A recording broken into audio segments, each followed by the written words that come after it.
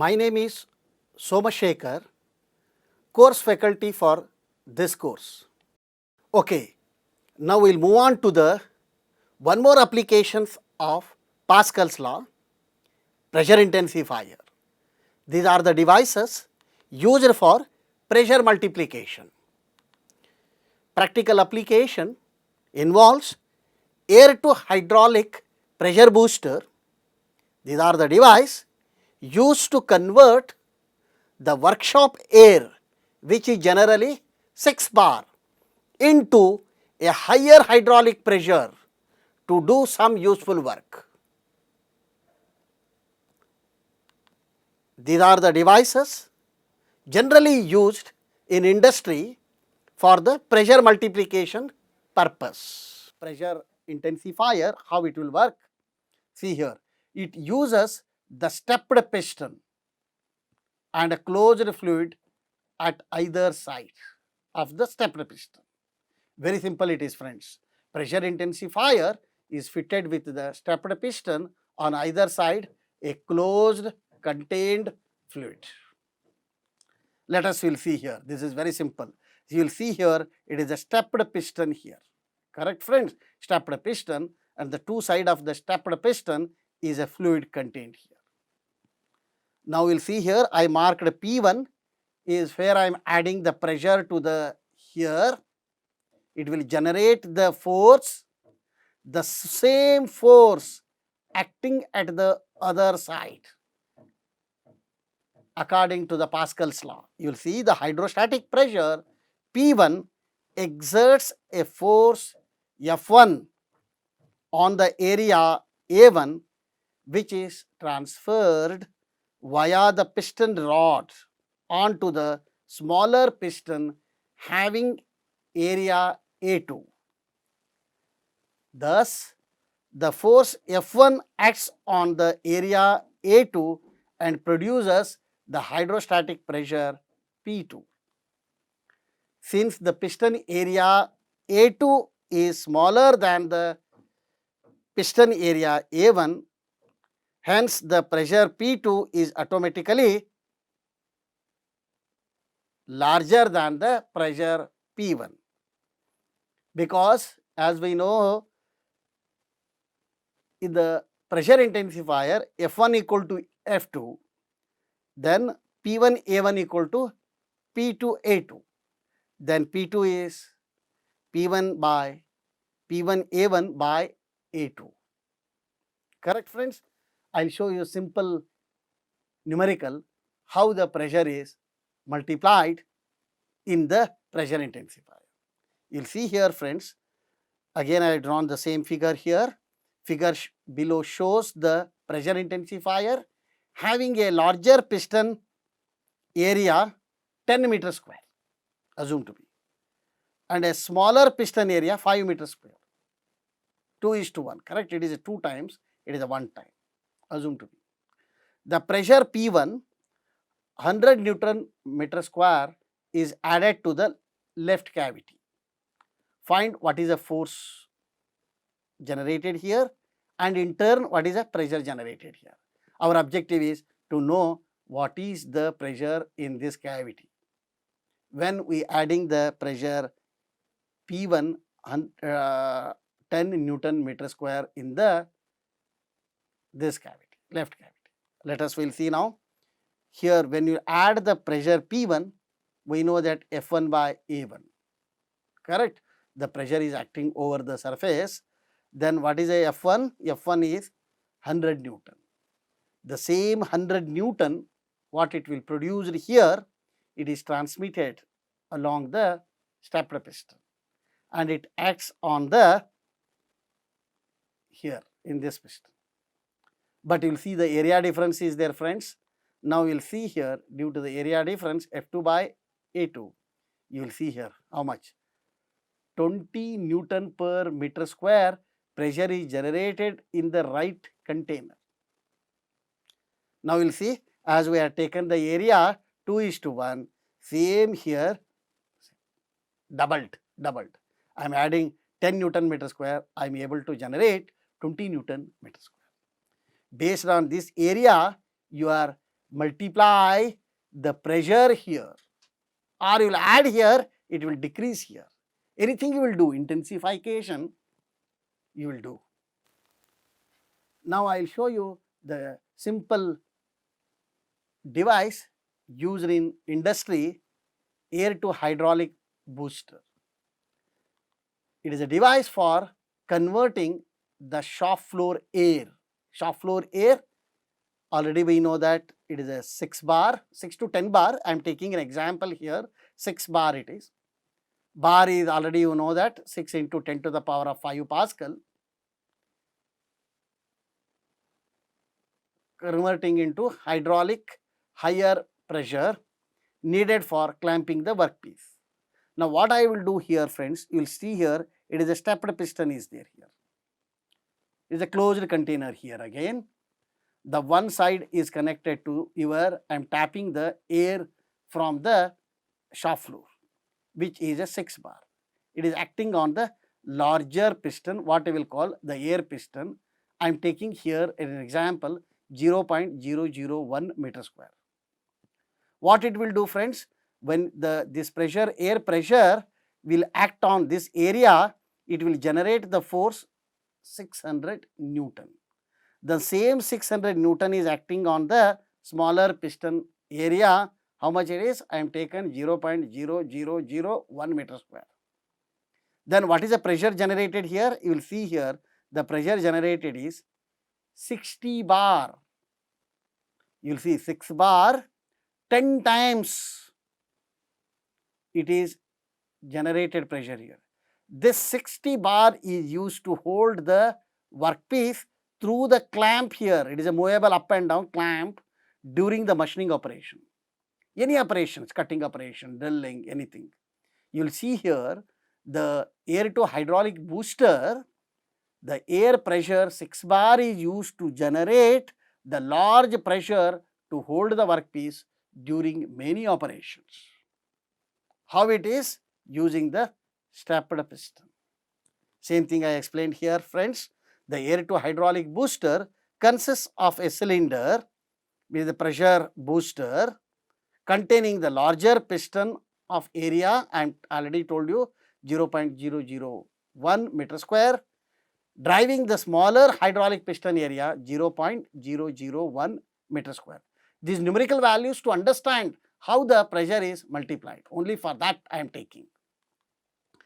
Inlet air pressure acting on the larger piston generates the force, as I have told you already, force equal to P into A, 600 Newton, and the same force is acting on the smaller area here. Then what happens? The areas are different here. It will generate the pressure 60 bar. This is 10 times greater than the inlet pressure. If you vary the area of the larger piston to smaller piston, the stepped piston area you will change, you are able to generate the any quantity of pressure is possible in the pressure intensifier air to hydraulic booster, what you know it is. You may ask, where are these applications to hold the workpiece, all this thing. You see the plastic molding machine, riveting press, or you will see the clamps on milling machine. There are various applications are there of the Pascals for pressure intensification. Quickly you will remember some of the points what I have told you about the Pascal's law. Pascal's law used as a force multiplication. Many devices are there, I am listing here, hydraulic jacks or a hydraulic brakes. Also pressure multiplication, hydraulic intensifier, air to hydraulic boosters. Now we will move on to one more important law, conservation of energy. Here I want to concentrate more on Bernoulli equation. Let us will see this. Daniel Bernoulli was a Swiss mathematician and a physicist, developed a law of conservation of energy for a fluid flowing in a pipeline. Incompressible fluid, water. Already we know that he developed the law of conservation of energy. Here, energy can neither be created nor destroyed, but can transfer from one form to another form. The beauty of the law of conservation of energy. Meaning many scientists, many engineers are developing the devices for converting the energy from one to another usable work. I already told you the device generator will convert the mechanical energy into electrical energy. Similarly, the hydraulic pump will convert the mechanical energy to fluid energy. Compressor, mechanical energy into pneumatic energy. Similarly, the electric motor, electric energy into mechanical energy. Hydraulic cylinder or a hydraulic motor, what they will do? They will use the fluid energy, either air or incompressible fluid, into mechanical energy. Similarly, steam engine or a IC engine, thermal energy or a heat energy into mechanical energy. These are the devices available to convert from one form to another form to do the useful work. Then meaning what this, friends? Law of conservation of energy. The energy term is there, correct? Energy can neither be created nor be destroyed. Then question arises, what is this energy term? This energy term in the law of conservation of energy indicates the total energy of a system remains constant during the conversion process. So, the total energy includes the potential energy, the pressure energy and a kinetic energy. To relate this, I will do some simple calculation here, assuming the flow of fluid is steady, non-viscous, incompressible and irrotational. Consider a fluid of W kg weight held at an elevation Z.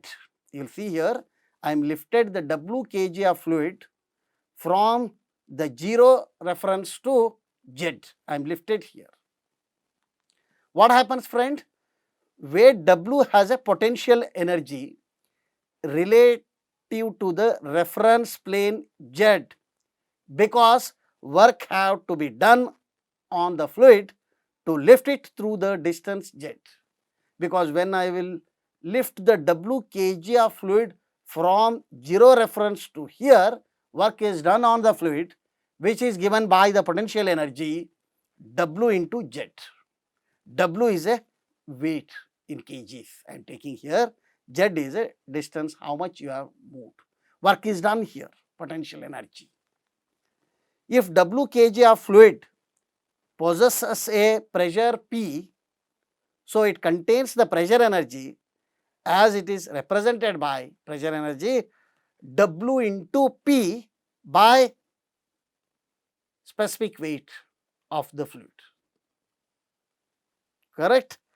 Now we will see, if W kg of fluid is moving with a velocity v, it contains the kinetic energy as represented by kinetic energy equal to half W by G into V square. Meaning what happens, friends? The total energy, meaning potential energy, pressure energy, kinetic energy equal to constant. That is a 1. So, the total energy possessed by the W kg of fluid remains constant unless energy is added to the fluid via pumps or removed from the fluid via the hydraulic motors or a friction. So, the total energy E equal to potential energy plus pressure energy plus kinetic energy. I am substituted the value here, what I have told you in the previous slide. Simplifying this, what I did here simplifying, I divided by W. Now I will get Z plus P by gamma plus V square by 2G equal to constant. Or if you will consider the rho, what happens? Gamma specific weight, no, gamma, how you will get rho into G. Pressure energy P by rho G plus V square by 2G plus Z. equal to constant. Of course, energy can change from one form to another form. For example, the chunk of fluid may lose elevation as it flows and thus have a less potential energy. However, this would result in an equal increase in either the fluid's pressure or a kinetic energy. When the fluid will move from higher elevation to lower elevation, the many things may happen. Velocity increases or a pressure energy increases. Again, you will take at any section, the total energy remains constant. That is the beauty of law of conservation of energy. We will see now how it is. This can be expressed as, I am showing you an example here. The chunk of fluid is at the elevation Z1 from the zero elevation reference plane. When this chunk of fluid W moves to the station 2, what happens? We will see now here. At a station 1, this is station 2. The fluid flowing in the pipe, this is a pipe. At a station 1, we have a W kg of fluid possessing elevation Z1, pressure energy P1 and velocity V1. When this fluid, W kg fluid will move to station 2, what happens? Its elevation, pressure and velocity are taken as Z2, P2, V2 respectively.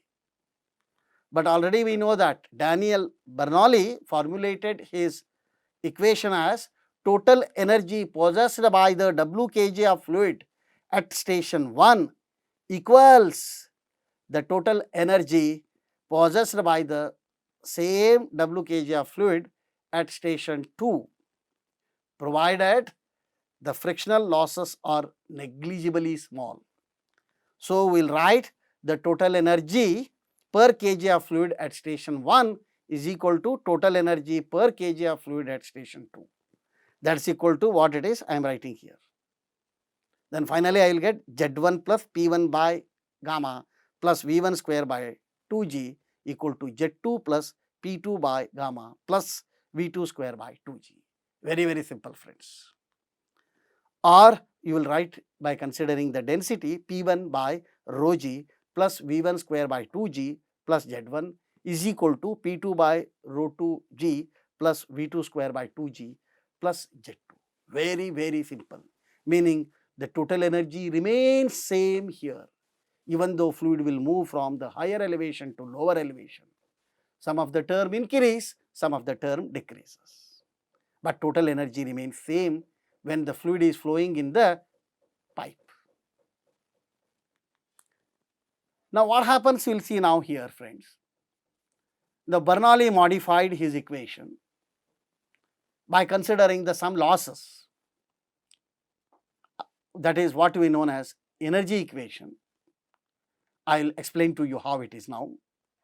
The Bernoulli modified his original equation, what we are seeing in the pressure energy, kinetic energy, potential energy equal to constant. Only 3 terms he considered.